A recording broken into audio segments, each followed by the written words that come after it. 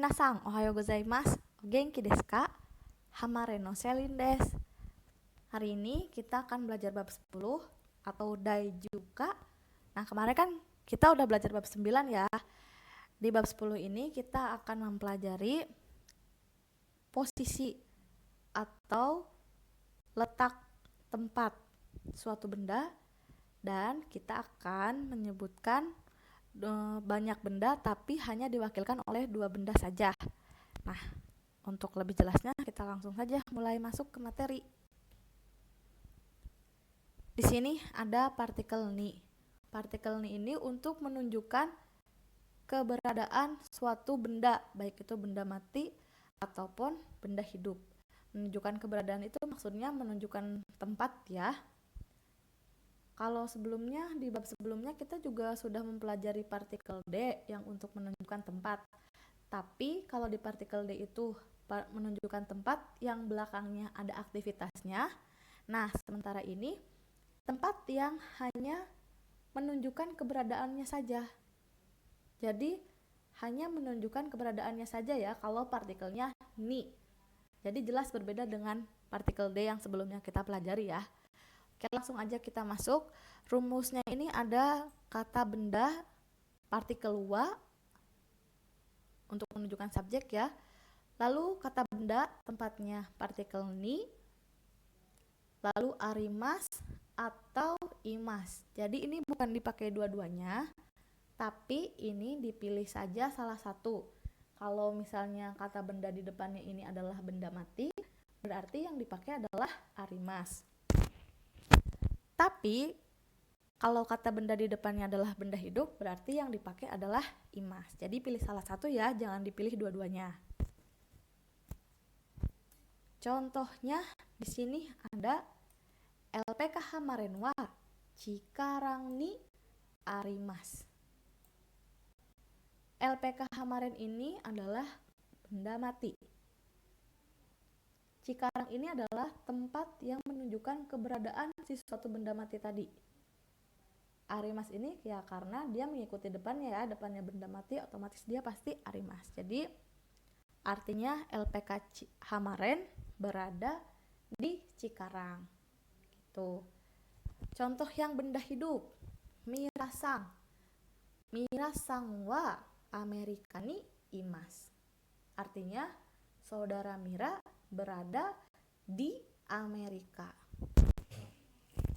Jadi sebenarnya partikel ni ini juga bisa diartikan di ya. Nah, kalau untuk benda hidup di sini ya contohnya bisa manusia, bisa juga hewan ya. Jadi bisa juga kucing, anjing dan lain-lain ya. Kita kasih contoh lain deh, misalnya kucing.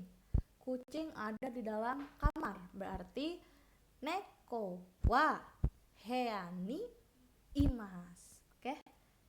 Jadi depannya itu bendanya apa dulu, lalu tempatnya ada di mana, lalu yang belakang paling belakangnya ini mengikuti yang kata benda depan, entah itu benda mati atau benda hidup ya. Nah, untuk pola pertanyaannya sendiri di sini menggunakan doko untuk menanyakan tempat keberadaannya. Jadi doko di sini ini bisa diartikan di mana. Jadi untuk polanya adalah kata benda diberi partikel wa. Kalau di atas ini tempatnya, nama tempatnya langsung disebutkan, karena kita tidak tahu nama tempatnya, jadi kita pakai doko untuk bertanya. Kata benda wa, doko. Ni, arimas atau imas, jangan lupa pakai ka untuk pertanyaan ya di belakangnya. Contohnya, Tokyo Disneyland wa doko ni arimasu ka? Tokyo Disneyland ada di mana? Nah, untuk jawabannya kita tinggal langsung jawab saja. Misalkan Tokyo Disneyland ada di Tokyo. Jelas ya, namanya juga sudah Tokyo Disneyland, pasti adanya di Tokyo gitu. Atau kita mau nanya lagi Candi Borobudur, misalkan Candi Borobudur wa doko ni arimasu ka? Berarti itu artinya Candi Borobudur ada di mana? Nah, untuk jawabannya tinggal jawab aja. dokonya tinggal diganti dengan nama tempat keberadaan si benda pertama ya. Jadi tinggal diganti Candi Borobudur Jogjani Arimas. Bener nggak ya Jogja? Oke, lanjut deh. Mira Sangwa doko ni imasu ka? Jadi Mira ada di mana? Misalkan Miranya ada di kantor. Mira Sangwa Jimusoni Imas. Jadi untuk dokonya ini kalau di jawaban tinggal diganti aja sama tempat keberadaannya. Itu ya. Oke, kita lanjut ke yang selanjutnya. Nah, di nomor 2 mah sebenarnya sama yang nomor 1. Hanya saja kalau di nomor 1 itu kata bendanya itu dijadikan subjek. Kalau di sini kata bendanya dia dipindah ke tengah. Jadi kata bendanya diucapkan setelah kata tempatnya ada. Untuk rumusnya sendiri ada kata tempat, keterangan tempat ni, kata benda mati, jadi partikelnya ga, lalu pakai arimas. Kalau untuk benda mati ya. Nah, untuk pertanyaannya, kalau tadi mah menanyakan keberadaan, yang sekarang mah menanyakan bendanya itu. Nah, ini kalau menanyakan benda mati menggunakan nani ya. Dan jangan lupa belakangnya tambahkan ka di akhir kalimat kalau itu suatu pertanyaan. Untuk benda hidup, kata tempat ni, kata benda hidup ga, lalu imas. Nah, untuk pertanyaannya berbeda dengan benda mati. Kalau benda mati menggunakan nani, kalau benda hidup menggunakan dare. Dare di sini artinya siapa. Jadi kata tempat ni, dare, ga, imas. Lalu jangan lupa ka. Untuk di akhir setiap pertanyaan itu harus menggunakan ka.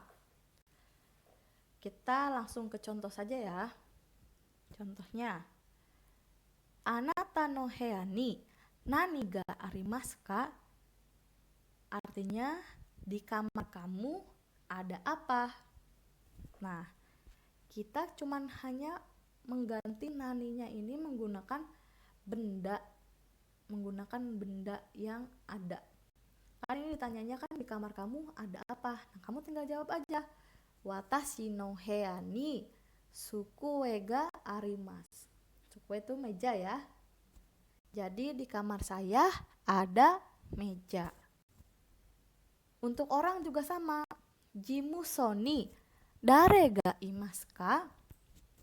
Di kantor ada siapa? Jimuso ni Mira-san ga imasu. Di kantor ada saudara Mira. Jadi ketika kita tidak mengetahui di suatu tempat itu ada apa atau ada siapa, kita bisa bertanya menggunakan ini ya. Jadi misalkan kamu mau nanya nih di taman ada siapa, berarti koen ni dare ga imasu ka? Gitu. Oke. Kita lanjut. Nah, keterangan posisi. Ue atas, shita bawah, mae depan, usiro belakang, migi kanan, hidari kiri, naka dalam, soto luar, tonari sebelah, cikaku di dekat, aida di antara. Itu semua adalah keterangan posisi ya. Jadi misalkan di meja ada buku. Di meja itu kan bisa ada di atas, bisa ada di bawah. Nah, kita menggunakan kata keterangan ini supaya lebih jelas keberadaannya. Contohnya di sini ya. Sukue no ue ni sashin ga arimasu. Di atas meja ada foto. Di sini rumusnya keterangan tempatnya dulu, lalu menggunakan partikel no untuk menyambung ya. Lalu di belakangnya barulah diisi dengan kata keterangan posisi. Partikel ini tetap ya, karena partikel ini itu kan untuk menunjukkan suatu letak keberadaan benda ya. Jadi harus diingat depannya itu kata keterangan tempatnya dulu, lalu partikel no, lalu keterangan posisi depan, belakang, atas, bawah, seperti itu ya. Ini belakangnya kata benda, lalu partikel ga, lalu arimas atau imas mengikuti. Misalnya contohnya di bawah kursi ada kucing. Kucing kan biasanya suka tidur di bawah kursi ya. Jadi isu no shitani neko ga imasu. Itu. Di bawah kursi isu no shita, di atas kursi isu no ue, di dekat kursi isu no chikaku, di antara kursi isu no aida. Jadi seperti itu ya. Oke, selanjutnya. Nah, yang terakhir kita akan belajar partikel ya. Partikel ya ini gunanya untuk menyebutkan kata benda jika benda tersebut jumlahnya lebih dari 2 dan kita hanya akan menyebutkan 2 benda saja gitu ya. Tapi kalau misalnya bendanya memang benar-benar ada 2, itu cukup menggunakan partikel to saja yang sebelumnya sudah kita pelajari juga ya.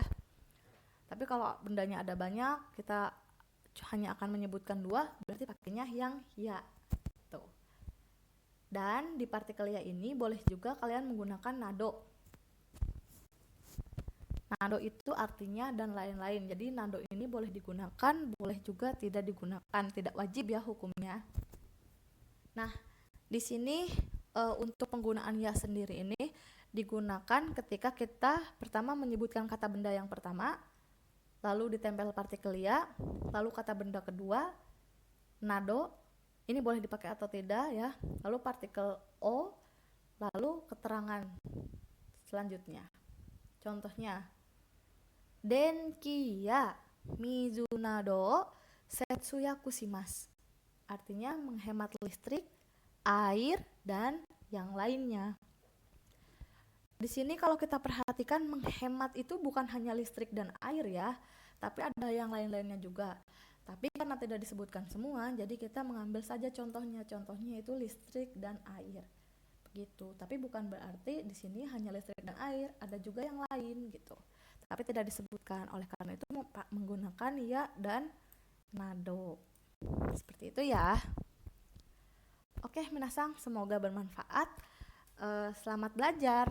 Terima kasih.